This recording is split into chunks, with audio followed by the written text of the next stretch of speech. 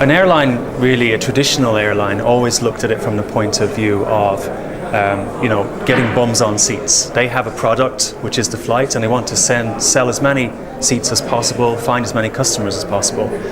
A retailer has a different mindset. To a retailer, it's about, I have a customer, someone has walked into my shop. How much of their needs can I meet? Okay, so a good example would be someone like Tesco, which controls about 1/3 of the shopping budget in the UK. They measure themselves on how much of consumers' disposable income they can actually take in.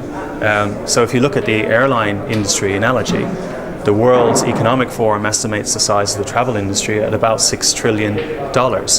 But according to IATA, airline income is only about 700 million. So airlines do have a big opportunity space there to meet more of the passengers' needs and actually sell more products. So it's not just flights, it's not just air ancillaries, it's insurance, car rental, hotel, transfers, destination activities, meals, spa, everything you can imagine about a holiday or a business trip or any trip. Meeting all of the customers' travel needs, that's the real opportunity for an airline to be a retailer.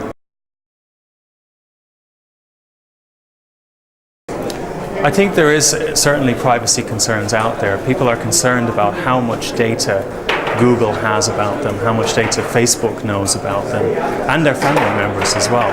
And I think the way airlines and other retailers can address that, there's two core principles. There's transparency and then there's control. Transparency means the customer actually knows that they're giving you data and they're getting some value out of that. And you see that with loyalty programs all the time. Customers are willing to exchange data about themselves as long as you're making things more convenient or giving them extra value, right? But you have to be transparent about that. Collecting data secretly and then springing a special offer that you really shouldn't have known that they were interested in that in advance, that's going to appear creepy. So the second principle then is control. So if you're being transparent, the other thing you need to allow is you need to allow customers to control the extent to which you gather data. If they want to opt out, if they want to share less, or if they want to reset, or they just want to work anonymously, they have the option of doing that. Now, the third hidden principle is security.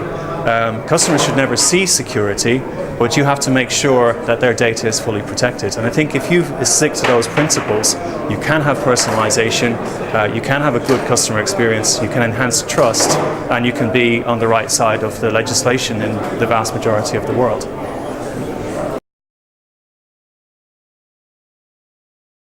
There are a couple of different values of loyalty programs in general, and it might seem surprising that an LCC, a low-cost carrier, should look at a loyalty program.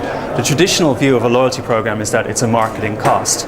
A customer flies 10 flights or 20 flights, you give them a free flight, on the hope that they'll fly on your airline more often. That's probably not the right way to look at loyalty programs. First of all, if you have sufficient scale, a loyalty program is actually a revenue generator. So all of the big carriers are making a lot of money selling points to accumulation partners, especially credit card issuers. So that's a big revenue generator, and it's revenue that comes in at many times the cost of operating the program. The second point about loyalty programs is that they give you access to an awful lot of data.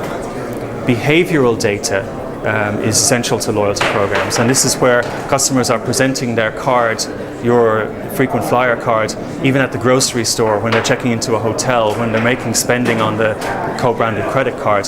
That behavioral data is actually a lot more valuable than just profile data. And it's a lot more valuable even than the behavioral data that the airline has just from the flight transaction, which is kind of isolated to each transaction. So it allows you to tie all of that data together. So there's a lot of ways you can unlock value in that data.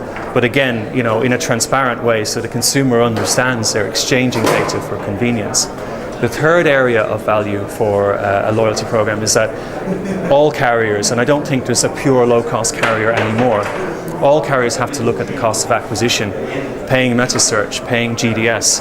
If you do gain a customer for one transaction, you want that customer to come back directly to you. And loyalty programs help enforce that. They help the customer realize that they should be shopping directly on your site and that sort of gives you the ability to be a more effective retailer and have a direct relationship and reduce your cost of acquisition over time.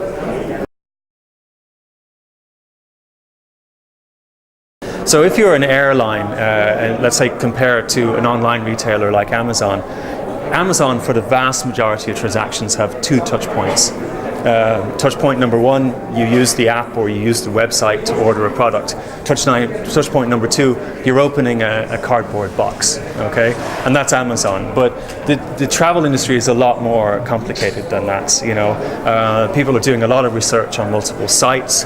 People have this whole process. Once they book, from booking to travel, there's a whole pre-travel process, including check-ins, receiving emails, changes, all of that stuff.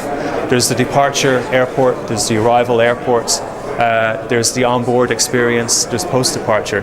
So you have all of these different touch points, not counting your contact center. In a world of social media, contact center is not so much about, you know, answering phones and making sales in a semi-expensive way anymore, but it's all about customer service and monitoring your social network channels for issues that people can actually solve. And in that world, it's no use having sort of personalization just on e-commerce. If you're just doing personalization on e-commerce, your website knows things about your customer that your customer service rep doesn't know about your customer. So it has to be, you know, retailing has to be throughout the organization, you know. Every touch point has to have access to all of the data and all of the products. You may not sell every product in every channel. That's a commercial decision, but it should be a commercial decision, not a technical decision.